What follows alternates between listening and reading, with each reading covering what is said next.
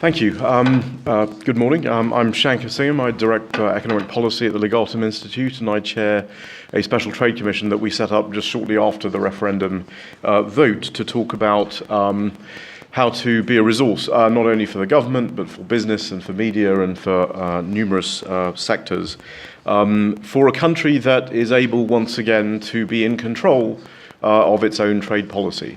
So what I thought I would do is very quickly talk through what a trade blueprint for a free and prosperous Britain and for a country that is, again, in control of its trade policy, what that might look like.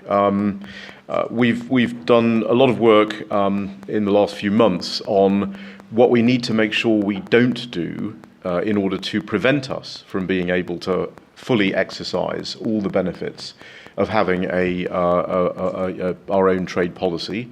And Suella mentioned and Peter mentioned some of those things.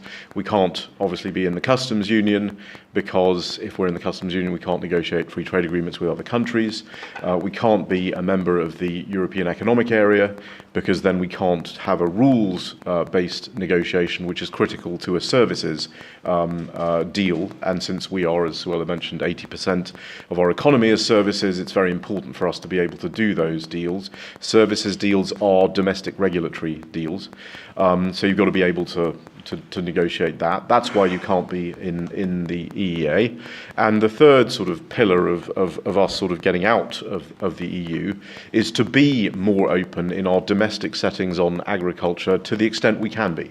That does not mean no subsidies, no support for farmers or anything like that. What it means is to be more open than Europe is on agriculture. And since Europe is one of the most closed and protectionist agricultural markets in the world, that should not be terribly difficult to do. Those are the sort of three fundamental pillars that enable us to exit the EU in a way that we can then take all the benefits. And the Prime Minister in her Lancaster House speech talked about the Brexit prize. So what I'd like to do today is talk a little bit about what that prize actually looks like, and what we therefore need to be doing on a going forward basis. Now, it is very natural that because we're leaving the EU, that most of the discussion is about the EU. After all, that is the issue that has occupied the country for many years, including years when I was in the US, and so it's fully understandable that the EU dimension to this has been a dominant dimension. But what I'd suggest to you is that actually the rest of the world, as Peter mentioned, should be the dominant dimension of this.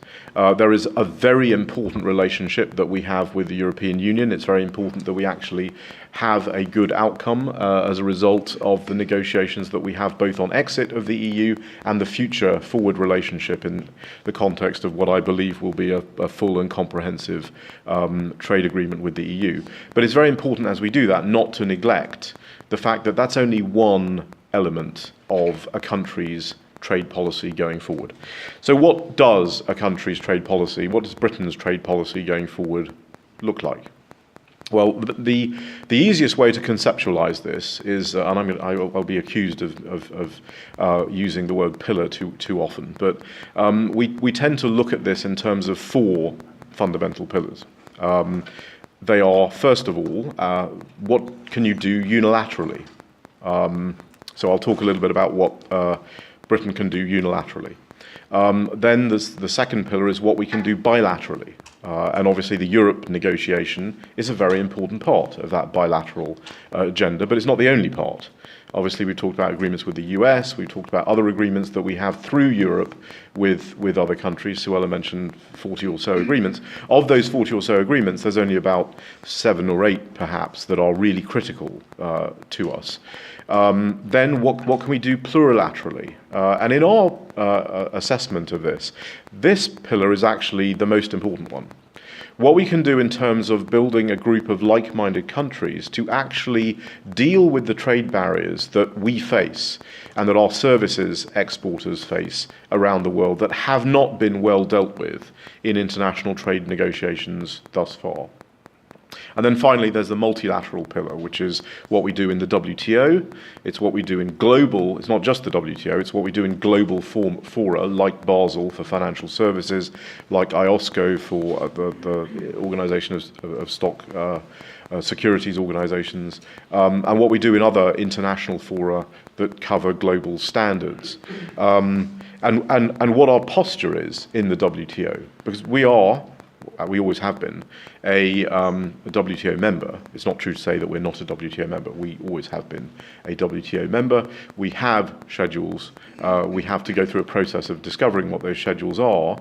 But going forward in the WTO, as a WTO member in charge of its own trade policy, Britain can be a very important element of a pro-free trade, pro-free market trade policy, and offset some of the more protectionist elements and protectionist members of the WTO in ongoing negotiations. And as I travel around the world, I consistently receive this message from other countries that they are looking forward to Britain's trade leadership, that finally they're able to go and talk to the British government about free trade and free markets without having to go through Brussels. So there's a real appetite out there in the world for Britain to re-emerge on the global trading negotiation stage. We always have been on the global trading stage, but the global negotiation stage. So what can we do unilaterally? So unilaterally, what we can do is we can reduce tariffs, as Peter mentioned, for those products that we don't produce. We can eliminate industrial tariffs that are below about 4%, which are really nuisance tariffs. They're not really protecting anyone, but they do cause a lot of problems in terms of application of rules of origin and so forth. So we can eliminate those. On agriculture, obviously agricultural products that we don't produce and things that that are not directly competitive and substitutable with products that we do produce, we can eliminate tariffs and quotas on those. What is that? That is basically a tax cut for those just about managing families that we keep hearing about. It is essentially a middle class tax cut. And it should be packaged as such, and it is a dividend of this whole Brexit process that the British people can take advantage of as soon as we are able to deliver it. The second element of unilateral action is on the domestic competitiveness agenda, and you heard Michael Howard this morning talk about competition, which is absolutely critical. Competition is the heart. Trade, in fact, is just a subcategory of competition. Competition is the most important thing. Improving our domestic agenda, pro-competitive regulations. We heard a question earlier on about financial services and the difficulty of certain banks to comply with very high-level, frankly, anti-competitive financial services requirements with capital adequacy and with compliance and so on. Well, we can actually advance towards a more pro-competitive regulatory system. The Australians and the New Zealanders actually are quite good at this. They have integrated into their productivity commissions their competition agencies. So in fact, their competition agencies look at new regulation as it's coming down the pike and evaluate the effect of that regulation, not just on business compliance, which is, that's important, but the most important thing is what this does to consumers. So what is the market effect of this new regulation? So we certainly should be able to do that, and in fact, our Competition Markets Agency has done some of this. So there's not a new thing, but we will be able to actually put more of this into practice. Obviously, we're going to be porting over under the ECA repeal bill most, but not all, European law, regulation, directives, etc., decisions of the European Court. In doing that, we need to make sure that there's a discrete box of things that we won't necessarily have to be porting over. There are certain things, and I think there was a question about our territorial waters. Clearly, the common fisheries policy is not something we should be porting over. You do not, as a matter of English law, give the European Union control over your territorial waters, nor do we need to. But it is very important for the 20, 30,000 other regulations on which trade is necessary, that we do that porting over exercise so that we can then change those domestic settings. Now, I'll say one thing about those domestic settings. Every country in the world is thinking about what your domestic settings are. You can't negotiate a trade agreement with someone unless you know what their domestic arrangements are. But we are not wedded to these domestic arrangements. We are doing this so that we can minimize disruption for a period of time. This is not a case where we have a lot of vested interests that are going to rise up and prevent change. So that makes us a much more attractive partner for other countries. That's unilaterally. Bilaterally, obviously, Suella talked a lot about the European relationship. We're going to be leaving. Article 50 will be triggered shortly, we hope. That will create this period in which we will be negotiating the withdrawal and, as Peter said, the actual terms for the future, which clearly, as he said, have to be either nothing, or WTO plus some standards and conformity assessments, or a fully fledged comprehensive free trade agreement. That's what the discussion will be about. There will be an interregnum period, most likely, in which some interim measures are going to be necessary, and both Michael and Peter talked about essentially a 0-for-0 tariff offer that the UK can make. It is massively, obviously, in the European Union's interests to do that, to agree with that. Interim measures on financial services, on standards, on mutual recognition. These are all things that are, in fact, in many ways, more important to the European Union than they are to us, but they are important to both of us, and they are likely to be agreed. I'll say one point on the political side of this, because I'm also often accused of being far too commercial and economic in the way I think about these things. If indeed the commercial interests of Europe are unable to express themselves, and there is a possibility that the BMWs and the German car companies and so forth are not able to properly express themselves in Berlin and Paris and other places, and French farmers, who might have to pay a common external tariff, who might have to have a quota. French farmers are on the streets of Paris for anything.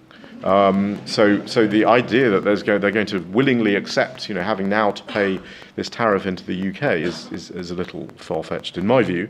But let's assume that actually they don't make their interests. So the interests of Germany, for example, are very much focused on the political objective of the single market. Punishing Britain so nobody else can or wants to leave the single market. We are not the biggest threat to the single market. The UK leaving the EU is not the biggest threat to the single market. The biggest threat to the single market, as they well know, is a crisis in Spain or Portugal or Italy or Greece or any number of countries. Provoking a financial crisis in Italy, for example, or a banking crisis in Italy, which you would do if you don't give financial services interim measures, is not going to help the European project. And they know this. And even if they are driven by political considerations, doing things that will damage the integrity of the single market is not something that they're going to willingly embrace. They may want to give us a bloody nose on the way out, but they're not going to cut their arm off in the process. So I think we can be quite robust about that. What is the best way if you're entirely politically motivated and your goal is to protect the integrity of the single market? What is the best way of doing it? Well, it's a comprehensive free trade agreement with your largest trading partner, obviously. So that is, again, another reason why I think ultimately they will come round. And we have time to make them come round. But as Peter rightly said, this is the aspect of our trade policy going forwards over which we don't have control. European response and European cooperation is something that we don't have control over, and therefore we have to have a trade policy that is both a hedge against something bad happening in that area, and also a way of reinforcing the likelihood that they will actually cooperate. Other bilaterals were mentioned, India, China, Brazil, and so forth, and these are important. India is interesting because there is a deal, again, that we can do with India that Europe certainly can't do, and probably most countries can't do. That's a deal that involves a bit more agricultural openness to the products that they produce that we don't produce. It does involve, to some degree, Mode 4 services, which is what the Indians particularly want, which is essentially if I am an Indian high-tech company and I set up an office in the UK, I want to be able to send my PhDs for a 5-year period to run the operation in the UK. And frankly, most countries will want this. This is a normal part of a services trade negotiation. It is something they have prioritized. If we're able to do those two things, I believe, based on conversations I've had with them, that legal services access, financial services access, and even the Scotch whisky tax and tariff are available for us, which would be a very significant benefit. Simply being able to have our educational service providers open up offices in India, for our lawyers to open up offices in India, this would be a big deal for us. So it is worth pursuing that one. China we have to be very careful about, because obviously unless the Chinese are willing, as they were not willing to do in any other agreement they have, to deal with their state-owned enterprises, to deal with their domestic distortions, their behind-the-border barriers, we should not be opening ourselves up. We have already seen in Port Talbot and Redcar the effect of not doing anything about China distortions. Port Talbot and Redcar, were shuttered because of overcapacity of supply of steel as a result of China distortions. We need to be able to do something about China distortions. And when I talk about the plurilateral side of this, part of that is also dealing with that area as a matter of trade strategy. And then agreements with the countries that we've got agreements through the European Union. So this would be the Switzerlands, the Icelands, the EFTA countries, but it would also be South Korea and South Africa and Mexico and the ones that you, Suella, talked about. That is a relatively straightforward process. That is an exchange of notes with those countries. So we would go to the South Koreans and we would say, are you willing to be bound by the terms of the agreement that we have, that the EU has with you? If the answer to that is yes, which it will be, then it's a simple services schedule negotiation, which is not trivial. So I wouldn't want you to think that this is a sort of straightforward, 2-minute process. It's not a trivial process, but it's also not a negotiation. And the South Koreans, by the way, and most countries don't want it to be a negotiation, because if it's a negotiation, then they have to go back to their parliaments, and they don't want to do that. So that gives us, quite a high degree of confidence that those agreements can be worked out, certainly in the course of the next 2 years. The very exciting one is our ability to do deals with developing countries that are true economic partnership agreements. So Europe's way of doing deals and the US's way of doing deals with those countries is, well, we're not going to let you send your products that you actually want to send to us. We're going to continue our agricultural protectionism. But in exchange for that, we'll give you some preference program, or we'll give you some money, or we'll buy you off in some other way. We don't have to do that. We can actually be open to their agricultural products, most of which we don't produce. We can allow, the Ghanaian cocoa farmers to go up the value chain and start selling chocolate and processing and all of these things without a tariff. I can't do that if I'm Ghanaian. The Europeans will tell you, yes, they can, because the tariff under the GSP, the Generalised System of Preferences, is only 4% for chocolate. The problem is that can be withdrawn, and it goes up to 40%.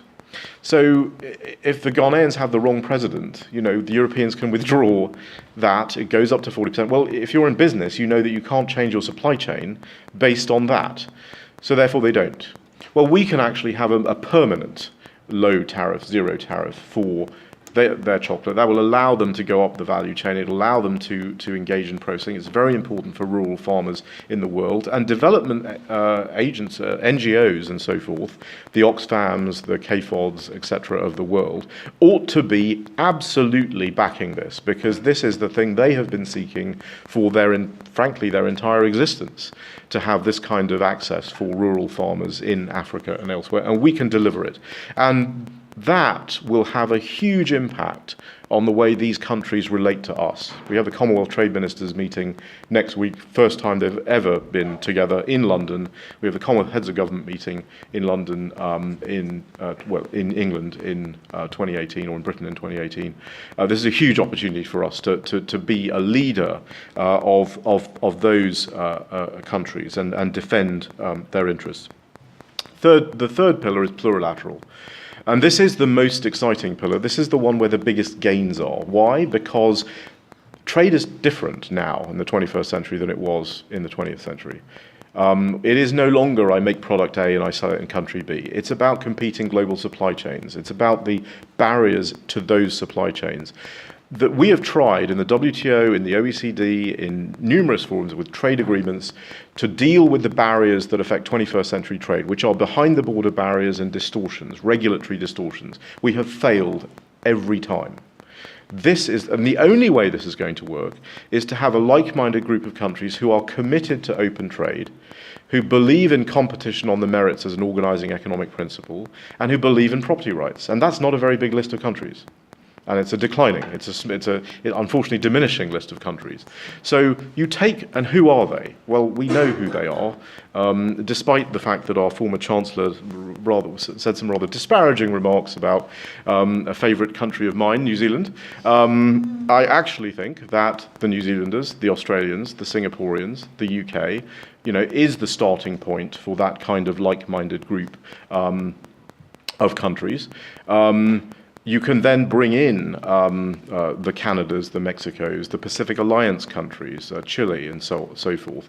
And pretty soon, if you can bring the NAFTA bloc into that after they've gone through their NAFTA renegotiation process that President Trump is going to launch, pretty soon you can bring the US into that. And we, of course, are going to have a bilateral discussion with the US anyway.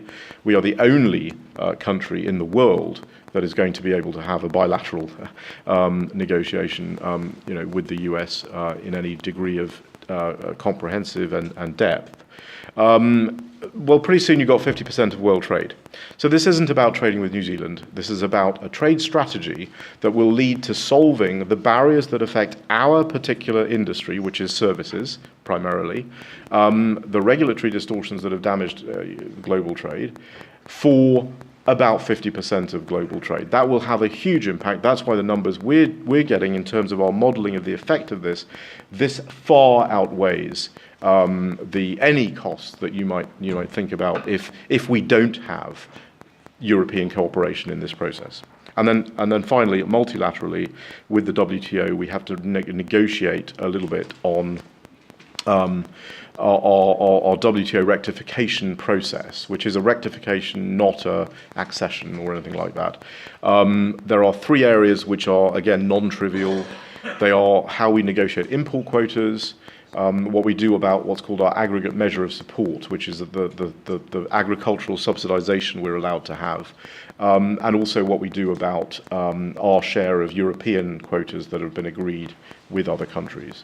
So we'll have to do that.